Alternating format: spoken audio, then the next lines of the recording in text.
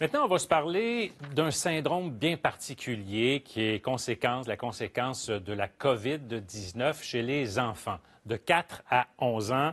On l'appelle le syndrome inflammatoire multisystémique pédiatrique.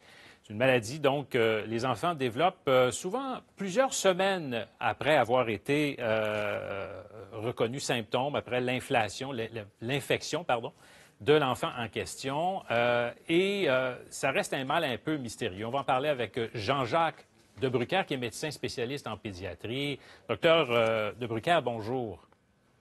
Bonjour. Bon, c'est une situation qui s'apparente un peu à la COVID longue. Là, ça touche un peu aux enfants, particulièrement entre 14 et 11 ans. Et on a vu des cas, évidemment, d'autant plus évidemment que ces enfants-là ne sont pas vaccinés. Expliquez-nous un peu en quoi ça consiste. Oui, tout à fait. Donc, entre 4 et 11 ans essentiellement, mais ça peut déborder dans les deux sens. Ça est rarement expliqué, vu aussi chez les adultes. Ce sont des syndromes où l'enfant ou la personne fait énormément de fièvre en général, parfois moins, mais avec une relation temporelle dans les semaines qui précèdent avec l'exposition au virus. Et quand ils attrapent cette forte fièvre, il y a la plupart du temps l'instinct des parents qui leur montre qu'il y a quelque chose qui n'est pas normal chez mon enfant. Et il y a régulièrement des signes qui font penser au syndrome, avec une atteinte par exemple d'inflammation, de rougeur du blanc des yeux, avec des symptômes où l'enfant ne file pas bien, a mal à la tête, a mal au ventre, va se retrouver avec un rash sur la peau et va amener l'enfant parfois très rapidement en situation précaire, avec besoin de supporter sa tension, d'avoir besoin pour la pression artérielle de mettre l'enfant en soins intensifs. C'est une maladie qui a plusieurs visages et qui peut arriver en quelques dizaines d'heures à attaquer sérieusement la santé de l'enfant. Conséquence de la COVID-19, bien sûr. Donc exactement, on voit peut-être par exemple depuis le début de la pandémie à Sainte-Justine, ici, on a eu au moins 70 cas. Donc on arrive bientôt à la centaine de cas.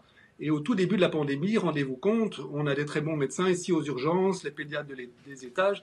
On n'arrivait pas forcément au début à mettre le doigt sur le fait que c'était des inflammations inhabituelles, inattendues par rapport à ce que l'on voit habituellement. Et puis grâce aux rapports qui ont été vus dans plein d'hôpitaux, maintenant il y a eu plusieurs milliers de cas sur la planète, nos urgentologues, nos pédiatres à l'hôpital, nos collègues infectiologues, tout le monde connaît très bien ça. Et donc on arrive à distinguer en général assez vite du moment que les parents se présentent et nous amènent l'enfant et à soigner ça parce que ça demande des soins urgents. Et est-ce qu'on soigne véritablement? Est-ce qu'il y a eu des décès ou on réussit finalement à mettre un terme aux conséquences là, négatives? Okay. Donc c'est une maladie très rare, c'est-à-dire que c'est une inflammation qui va arriver de façon exceptionnelle. On parle de bien moins que 1 sur 1000 enfants qui aura été exposé à la COVID qui va développer cela. Okay. Malgré tout, comme vous savez, il y a environ 80 000 enfants qui naissent chaque année au Québec. Donc, on doit être aux abois quand il y a cette inflammation. Et cette maladie peut être potentiellement mortelle si l'enfant n'est pas soigné rapidement.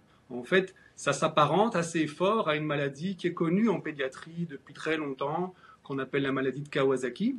Certains enfants font les symptômes tout à fait identiques et d'autres vont faire des symptômes un peu différents. Maintenant, au fur et à mesure des mois, on la connaît bien et on a régulièrement des appels et la plupart du temps, les cliniciens, les urgentologues, les pédiatres ne s'y trompent pas et reconnaissent rapidement la situation. Et les soins qu'on doit donner, c'est des soins médicamenteux, en général à base de médicaments immunosuppresseurs, de produits dérivés sanguins à base de perfusion d'anticorps. Et ceci, en quelques semaines, en général, permet à l'enfant de récupérer. On n'a pas eu de décès actuellement à Sainte-Justine. Tant mieux. Docteur Jean-Jacques Debrucker, merci d'avoir participé à l'émission.